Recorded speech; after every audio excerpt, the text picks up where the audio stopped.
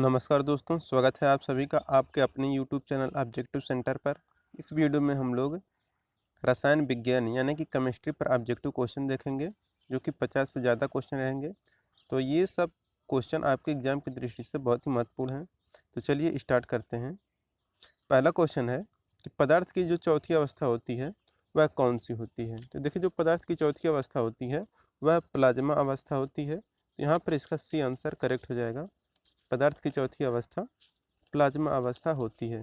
बाकी आपको और भी पता होगा, जैसे कि आपका रहता है ठोस, द्रव, गैस, और इसके बाद प्लाज्मा, फिर इसके बाद आता है आपका बोस आइंस्टीन कंडेंसेट आता है। तो ये 5 अवस्थाएं होती हैं। इनमें से जो प्रथम 3 अवस्थाएं होती हैं, जैसे कि ठोस, द्रव और गैस, यह सामान्य रूप से अवस्थाओं में पाई जाती हैं, जबकि जो आपका प्लाज्मा होता है और इसके बाद बोस आइंस्टीन कंडेंसेट होता है, यह किसी विशेष परिस्थिति में होता है। तो अब चलिए चलते हैं अगले क्वेश्चन पे। तीसरा क्वेश्चन है, किसी गैस को द्रव में बदलने के लिए सबसे सरल विधि कौन सी होती है।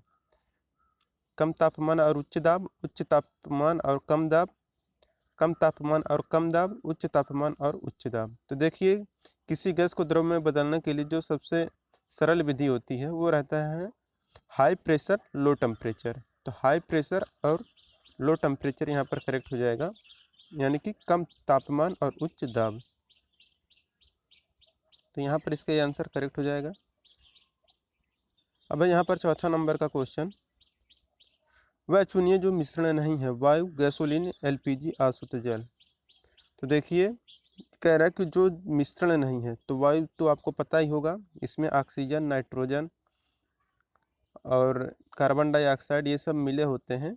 तो ये हमारा वायु तो मिश्रण है नहीं, सॉरी, वायु मिश्रण हो गया हमारा। तो मिश्रण हो गया गैसोलीन, गैसोलीन भी हमारा मिश्रण है। एलपीजी भी एल्केनों का मिश्रण है, आपको भी पता है। जो कि आसुत जल है, आसुत जल ये क्या है, आपका यौगिक है। तो आसुत जल यहाँ पर करेक्ट हो जाएगा, यौगिक है क्योंकि, और यह मिश्रण नहीं है। बाकी जो ऊपर 3 दिए गए हैं वो आपके मिश्रण है। पांचवा क्वेश्चन है, सही कथन का चयन कीजिए। मिश्रण समांगी होते हैं। एक मिश्रण में घटक नियत अनुपात में उपस्थित होते हैं। किसी मिश्रण के घटकों को पृथक नहीं किया जा सकता है। एक मिश्रण के गुणधर्म उसके घटकों के समान हो जाते हैं। तो देखिए, जो यहाँ पर सही कथन है वो है कि एक मिश्रण के गुणधर्म उसके घटकों के समान हो जाते हैं। तो यहाँ पर इसका डी आंसर करेक्ट हो जाएगा। छठा क्वेश्चन है, बादल किसका कोलाइडी परिक्षेपण है। तो देखिए, जो बादल होता है ये परिक्षेपण होता है वायु के परिक्षेपण माध्यम में जल बिंदु। तो यहाँ पर इसका डी आंसर करेक्ट हो जाएगा कि बादल जो कोलाइडी परिक्षेपण होता है यह वायु के परिक्षेपण माध्यम में जल बिंदु होता है। अब यहाँ पर सातवां क्वेश्चन है, निम्नलिखित में से वे कौन से कण हैं जो परमाणु केंद्रक के चारों ओर घूमते हैं और ऋणात्मक रूप से आवेशित होते हैं। Electron, proton, positron, neutron. देखिए, यहाँ पर कह रहे हैं कि परमाणु केंद्र के चारों ओर घूमते हैं और ऋणात्मक रूप से आवेशित होते हैं। तो देखिए, जिन पर ऋणावेश होता है वह हमारा इलेक्ट्रॉन होता है, और जिन पर धनावेश होता है वह हमारा प्रोटॉन होता है, और न्यूट्रॉन यह आवेशहीन होता है। तो यहाँ पर ऋणात्मक आवेश की बात किया था, तो यहाँ पर इलेक्ट्रॉन करेक्ट आंसर हो जाएगा। 7 का ए यहाँ पर करेक्ट हो गया। आठवां कह रहा है कि परमाणु न्यूक्लियस बने होते हैं। तो देखिए, जो न्यूक्लियस बने होते हैं ये क्या होते हैं कि नाभिक में रहते हैं प्रोटॉन और इसके बाद न्यूट्रॉन, ये दोनों मिलके न्यूक्लियस बनाते हैं। तो यहाँ पर 8 का क्या आंसर हो जाएगा, ऑप्शन नंबर डी। और जो इलेक्ट्रॉन रहता है ये नाभिक के बाहर चारों तरफ चक्कर लगाता है अपनी कक्षा में। उन तत्वों को क्या कहा जाता है जिनमें समान संख्या में प्रोटॉन और भिन्न संख्या में न्यूट्रॉन होते हैं। तो देखिए, जिनमें समान संख्या में प्रोटॉन हो और भिन्न संख्या में न्यूट्रॉन हो तो उससे हम लोग समस्थानिक कहते हैं।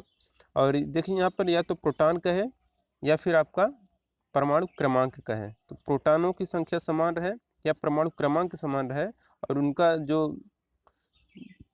द्रव्यमान संख्या हो वह भिन्न हो, तो वह हमारा क्या कहलाता है, सॉरी, यहाँ पर न्यूट्रॉन भिन्न हो तो वहाँ पर वह हमारा समस्थानिक कहलाता है। यानी कि प्रोटॉन समान हो और न्यूट्रॉन भिन्न भिन्न हो तो यह हमारा समस्थानिक कहलाता है। आपको प्रोटॉन के जगह पर कहीं कहीं परमाणु क्रमांक भी दे देगा ऑप्शन में, तो वो भी आपका सही होगा समस्थानिक। 10 नंबर का क्वेश्चन है, परमाणु ऊर्जा के उत्पादन में प्रयोग किया जाने वाला आइसोटोप निम्न में से कौन सा है? तो देखिए जो आइसोटोप हम लोग यूज करते हैं परमाणु ऊर्जा के उत्पादन के लिए वह यूरेनियम 235 रहता है। यहाँ पर इसका ए आंसर करेक्ट हो जाएगा। 11 नंबर क्वेश्चन है कि परमाणु पाइल का प्रयोग कहाँ पर किया जाता है? तो देखिए जो परमाणु पाइल रहता है इसका प्रयोग हम लोग नाभिकीय विखंडन के प्रचालन में करते हैं। तो 11 का यहाँ पर बी आंसर करेक्ट हो जाएगा कि नाभिकीय विखंडन के प्रचालन में हम लोग परमाणु पाइल का प्रयोग करते हैं। 12 नंबर क्वेश्चन है कि विद्युत संयोजन बंध उपस्थित होता है साधारण लवण में, जल में, चीनी में, इन सभी में। तो जो विद्युत संयोजक बंध उपस्थित होता है यह साधारण लवण जो होता है उसमें उपस्थित होता है, मतलब NaCl की यहाँ पर बात कर रहा है।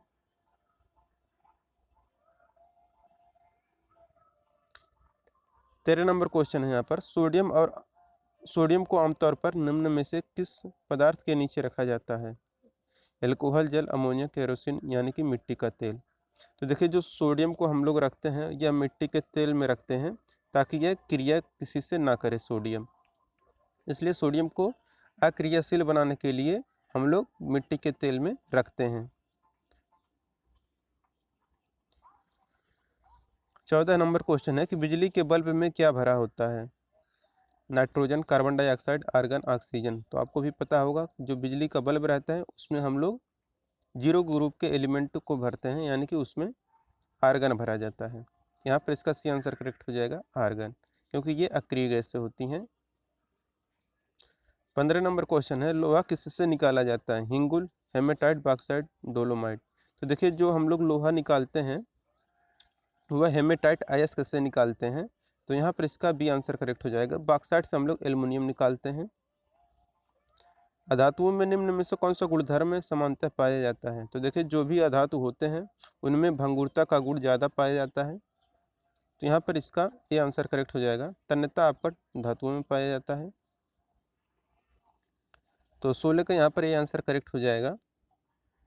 अमलगम मिश्र धातु जिसमें आधार धातु क्या होता है? देखिए जो अमलगम रहता है उसमें पारा का होना बहुत ज़रूरी होता है, तभी वह अमलगम बना पाता है, तो यहाँ पर इसका बी आंसर करेक्ट हो जाएगा पारा। और यहाँ पर 18 नंबर क्वेश्चन कह रहा है कि इसको मिलान करना है, करिए कैसे करना है? तो देखिए जो कांसा होता है यह कापर और टिन से मिलकर बना होता है, कांसा कापर टिन से, पीतल तांबा और जिंक से, जर्मन सिल्वर तांबा जिंक और निकल से, और जो मुद्रण धातु होता है यह सीसा एंटीमनी और टिन से मिलकर बना होता है, यानी कि 4321, यानी कि ऑप्शन नंबर डी यहाँ पर करेक्ट हो जाएगा 4321। अब देखिए यहाँ पर 19 नंबर क्वेश्चन है, फोटोग्राफी में सामान्यतः प्रयोग किए जाने वाला हाइपो का रासायनिक नाम क्या है? तो फोटोग्राफी में जो सामान्यतः प्रयोग किया जाने वाला हाइपो रहता है उसका रासायनिक नाम होता है silver iodide, AgI, silver iodide. इसके बाद है 20 नंबर का क्वेश्चन, जंग से बचाने के लिए लोहे से बने पानी के पाइपों पर जस्ते की परत चढ़ाने को हम लोग क्या कहते हैं? तो देखिए अगर जंग से बचाना है लोहे को, तो अगर उसके ऊपर हम लोग जस्ता चढ़ाते हैं तो उससे प्रोसेस को हम लोग कहते हैं यस्दीकरण। यस्दीकरण जान का जो इंग्लिश होता है वो होता है गैल्वेनाइजेशन। तो गैल्वेनाइजेशन मतलब होता है यस्दीकरण, इसी को हम लोग बोलते हैं कि जंग से बचाने के लिए हम लोग लोहे के पाइपों पर जो जस्ता लगाते हैं उसी को हम लोग यस्दीकरण कहते हैं, यानी कि गैल्वेनाइजीकरण। यहाँ पर ये मत कहिए कि जस्ते की परत चढ़ाना कहते हैं, यहाँ पर ये ऑप्शन कभी नहीं सही होगा, यहाँ पर यस्दीकरण होगा, क्योंकि यहाँ पर प्रोसेस बोला है तो प्रोसेस यहाँ पर यस्दीकरण कहलाता है। 21 नंबर क्वेश्चन है, ग्रेफाइट की अपेक्षा हीरा अधिक कठोर होता है, इसका कारण क्या है? तो ग्रेफाइट की अपेक्षा हीरा अधिक कठोर होता है, इसका मेन रीजन ये होता है कि जो हीरा रहता है उसमें चतुष्फलकी संरचना पाई जाती है, जबकि ग्रेफाइट में नहीं पाया जाता है। और आपको पता होगा कि जो ग्रेफाइट होता है और हीरा होता है यह दोनों कार्बन के ही अपर रूप हैं, लेकिन इनमें जो हीरा होता है यह अधिक कठोर होता है। क्यों? तो क्योंकि उसमें चतुष्फलकी संरचना पाई जाती है हीरे में, जबकि ग्रेफाइट में चतुष्फलकी संरचना नहीं पाई जाती है।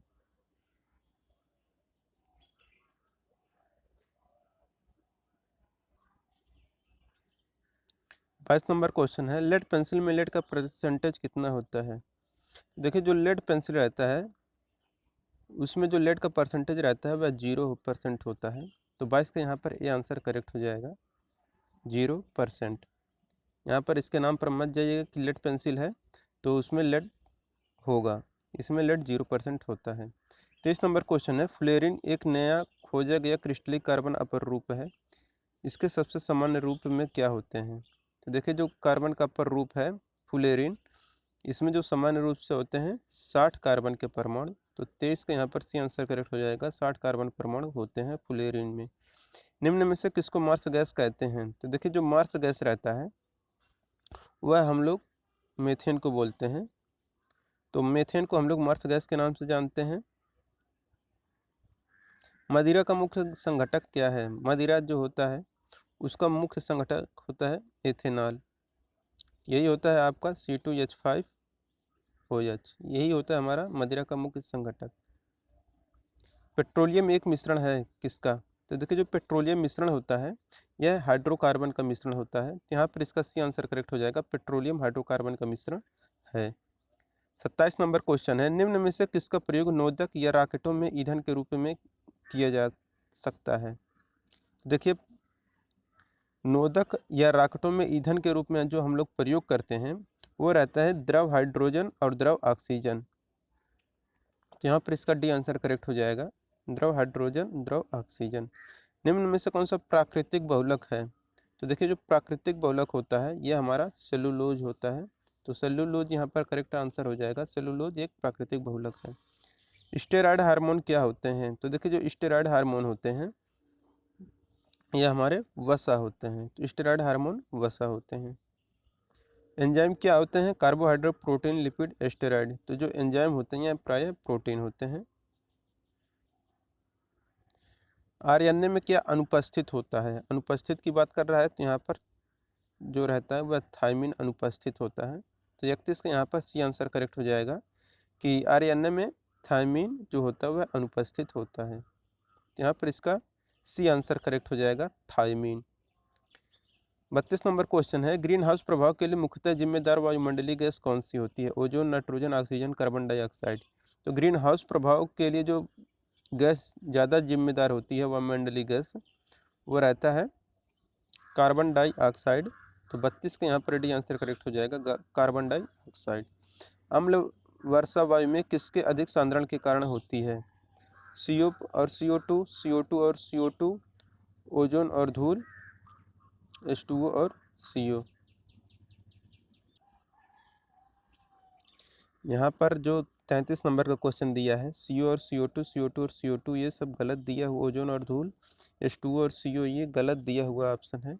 ये जो CO2 और CO2 दिया है इसे आप लोग ऑप्शन सही करिएगा, बट इसमें क्या होगा सल्फर के ऑक्साइड और नाइट्रोजन के ऑक्साइड, यही सब सल्फर डाइऑक्साइड और नाइट्रोजन डाइऑक्साइड यही सब क्या होते हैं कि अम्ल वर्षा कराने में सहायक होते हैं। तो यहाँ पर सल्फर डाइऑक्साइड और नाइट्रोजन डाइऑक्साइड होना चाहिए था, इससे आप लोग संशोधन कर लीजिएगा।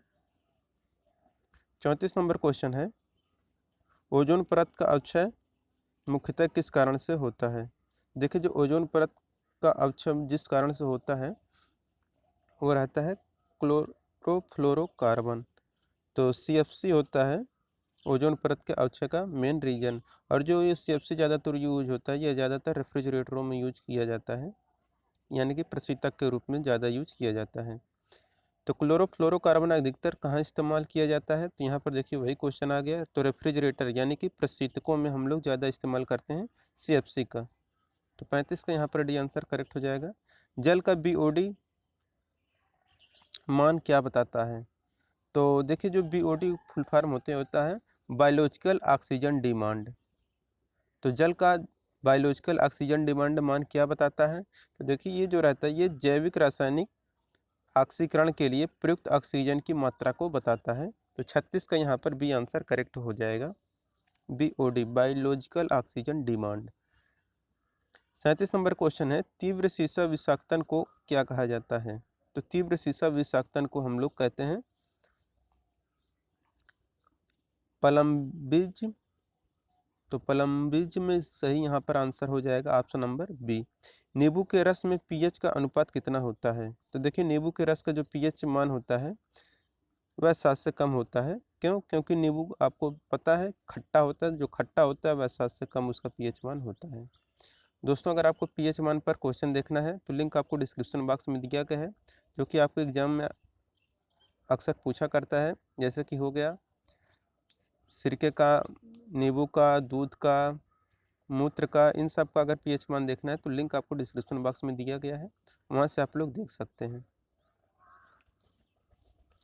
39 नंबर क्वेश्चन है, कपड़ों तथा बर्तनों को साफ करने के लिए प्रयुक्त डिटर्जेंट में क्या होता है? तो कपड़ों तथा बर्तनों को साफ करने के लिए प्रयुक्त डिटर्जेंट में सल्फोनेटो रहता है।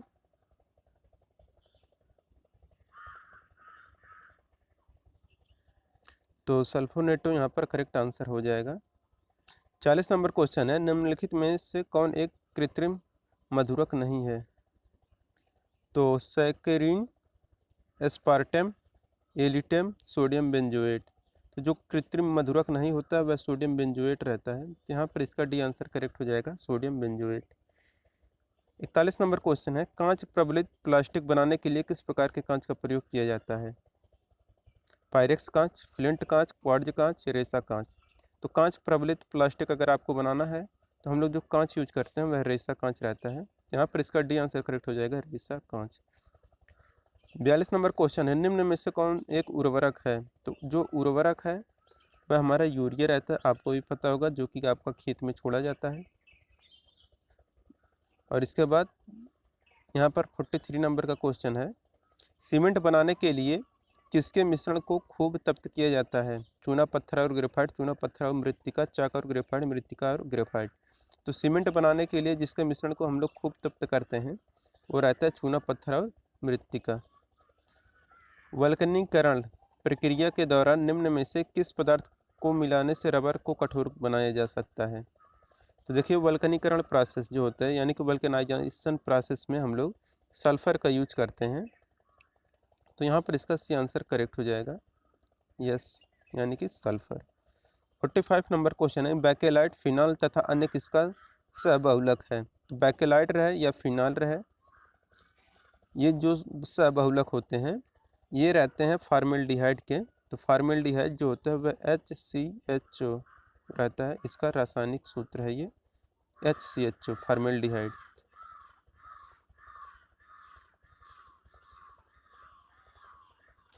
छियालीस नंबर क्वेश्चन है, निम्न में से कौन एक ठोस साल का एक उदाहरण है?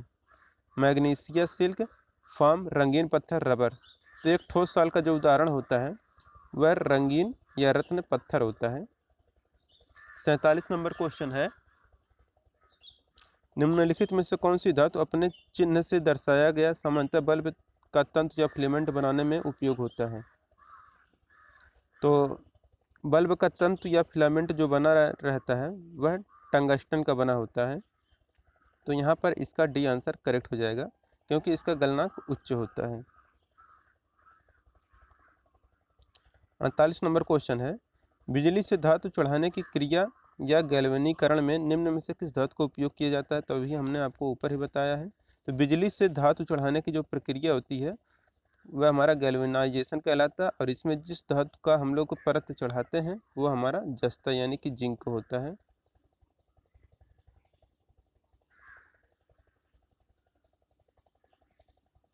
फोर्टी 49 नंबर क्वेश्चन है, सूखी बर्फ या ड्राई आइस क्या है? तो ड्राई आइस यानी सूखी बर्फ जो होती है वह हम लोग ठोस कार्बन डाइऑक्साइड को बोलते हैं। तो ठोस carbon dioxide option number A दिख रहा है, तो हमारा ऑप्शन नंबर ए सही हो जाएगा। 50 नंबर क्वेश्चन है, कौन गैस पृथ्वी से दीर्घ तरंग अवरक्त विकिरण अवशोषित करती है और पुनः पृथ्वी की ओर उत्सर्जित करती है? तो वो रहता है हमारा ग्रीन हाउस गैस जो रहता है वह पृथ्वी से दीर्घ तरंग अवरक्त विकिरण अवशोषित करती है और पुनः पृथ्वी की ओर उत्सर्जित कर देती है। तो ग्रीन हाउस यहाँ पर करेक्ट आंसर हो जाएगा।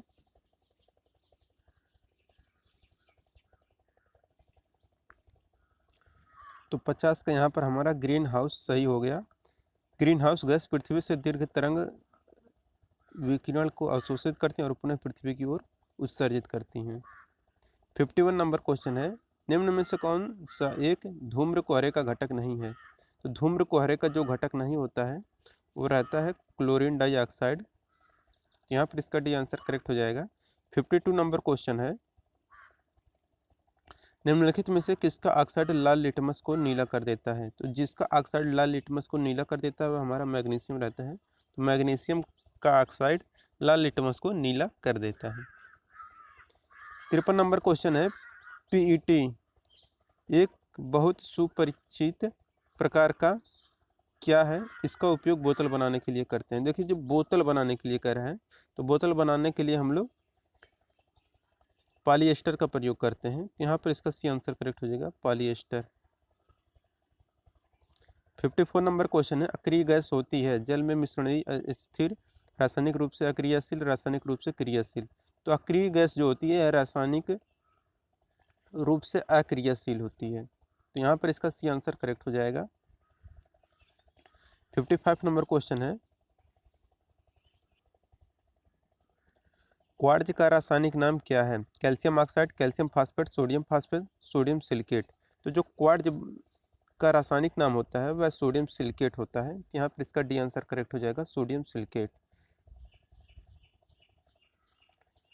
56 नंबर क्वेश्चन है, अग्निशमन के लिए हम लोग किसका प्रयोग करते हैं? तो देखिए, अग्निशमन के लिए हम लोग कार्बन डाइऑक्साइड यानी कि CO2 का प्रयोग करते हैं अग्निशमन में। तो चलते हैं। 57 नंबर क्वेश्चन है, निम्नलिखित में से कौन से ईंधन से सबसे कम पर्यावरण प्रदूषण होता है? देखिए, जो पर्यावरण प्रदूषण सबसे कम होता है वह हाइड्रोजन से होता है। तो यहाँ पर इसका सी आंसर करेक्ट हो जाएगा कि हाइड्रोजन ईंधन से सबसे कम पर्यावरण प्रदूषण होता है। 58 नंबर क्वेश्चन है, निम्नलिखित में से कौन सा सामान्यतः वायु प्रदूषक नहीं है? Hydrocarbon, sulphur dioxide, carbon dioxide, nitrous oxide. तो जो वायु प्रदूषक नहीं रहता है वह रहता है कार्बन डाइऑक्साइड, वायु प्रदूषक नहीं है। बाकी हाइड्रोकार्बन, सल्फर डाइऑक्साइड और नाइट्रस ऑक्साइड यह वायु प्रदूषक हैं। 59 नंबर क्वेश्चन है, भारत में आर्सेनिक समस्या मुख्य रूप से किस कारण से है? तो भारत में जो आर्सेनिक समस्या मुख्य रूप से रहती है वह प्रभावित क्षेत्रों में भूपृष्ठीय जल का अत्यधिक दोहन के कारण होता है। यहाँ पर इसका डी आंसर करेक्ट हो जाएगा।